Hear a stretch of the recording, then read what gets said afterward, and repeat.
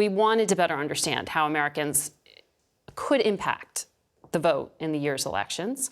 And our CBS News Campaign 2020 I-22, sorry, it's moving quickly. I in America is tracking 4 groups of what we are calling election influencers. And on Friday, we spoke to some pressured parents. These are voters who describe themselves as feeling post-pandemic stress over finances and kids. I feel like Biden is doing a pretty good job, but my concern is like the crime. I want to know what exactly will they do about this, because it's out of control in Chicago. What about in Arkansas and Texas? I live more in the suburbs, so it's not as prevalent in my neighborhood, but it's still something that's concerning. Not so much. Greg Abbott, our governor, does a great job. And the only thing, that we've been having trouble with is, the border. So immigration is a concern for you in these upcoming elections. Here we just left a pandemic. When you have thousands upon thousands every day crossing over, they don't have to get tested. We don't know what they're bringing in. Well, some of those pandemic era restrictions are still in place along the border. What do you need to see that would change your impression of immigration in this country? I really liked how DeSantis and Abbott have been taking them and shipping them out to bluer states so they can recognize the problems that we've been having in Texas and in Arizona. Greg Abbott needs to have a lot more control over the border itself. But you will still vote Republican? Yes, I will still support Greg Abbott because he's running up against Beto, and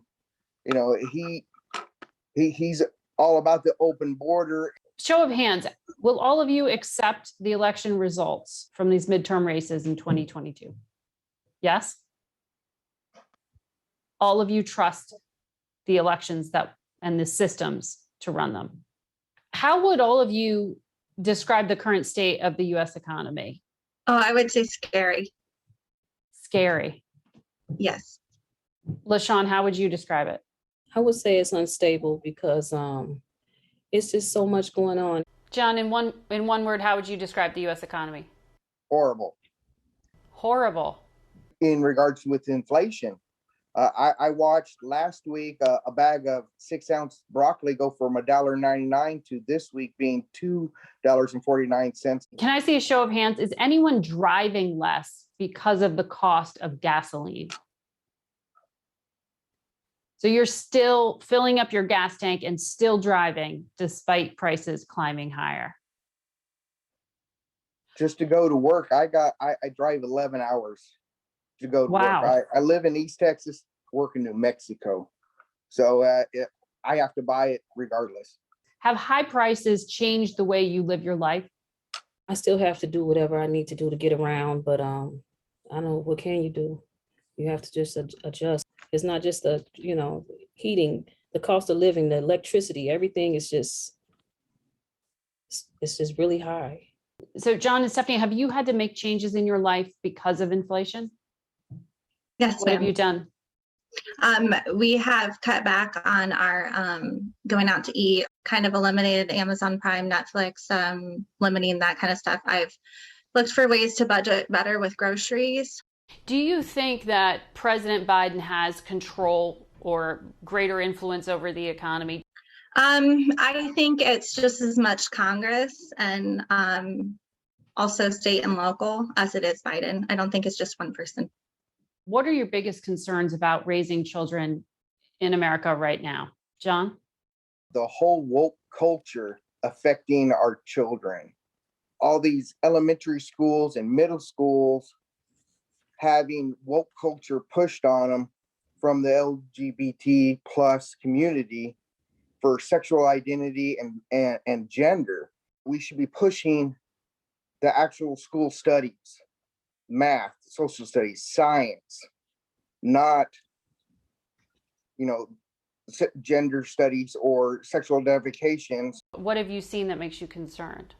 in the district that I live in, there hasn't been really anything going on. But I'm originally from Iowa, and just recently there was some protests at an Iowa school for bringing in a transgender art show. So you're not concerned about your kids in Texas. You're seeing this on the news. That's what's raising your concern? Yes. LaShawn, I'd like to get you to weigh in on this. I can also agree with some of his points. I really would say sex education. I feel like some things, are brought to the children's attention they wouldn't even think about. And you have 8 kids. I imagine you have some pretty specific ideas in your mind when you're speaking Yes, I about do. this. Yes. Mhm. But children they're really influenced. You can teach them one thing at home, but when they go to school, they're just as much influenced by their teachers and their surroundings. And we should have more input, the parents, of what we would want them to learn. Stephanie, what's your biggest concern? And if you want to react to any of that, go ahead. I agree. The other issue has to do with COVID. There's less teachers in the school district. And because of that, they have student choice school days. So the students can choose whether or not they want to go to school that day because there's not enough teachers or bus drivers to get them there. And so I worry about their education. When you said your top issue was crime, what did you have in mind?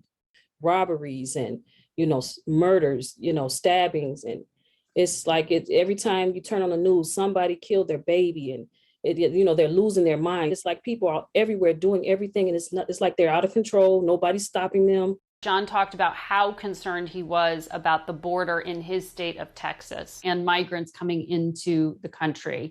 I mean, it's nothing wrong with helping, but we have more problems here in our country. I feel like there's so much focus on helping immigrants, and it's not enough focus on the people here that might need assistance. Do you blame your mayor and your governor for that, or do you blame Washington for that? It's everybody, everyone.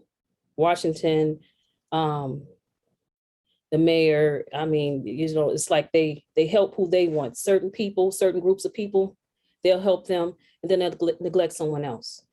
Often when we do these focus groups, we have people from different party affiliations disagreeing with each other, but I'm hearing all of you echo a lot of the same concerns and agreeing with each other. None of you are very optimistic about the country right now. No.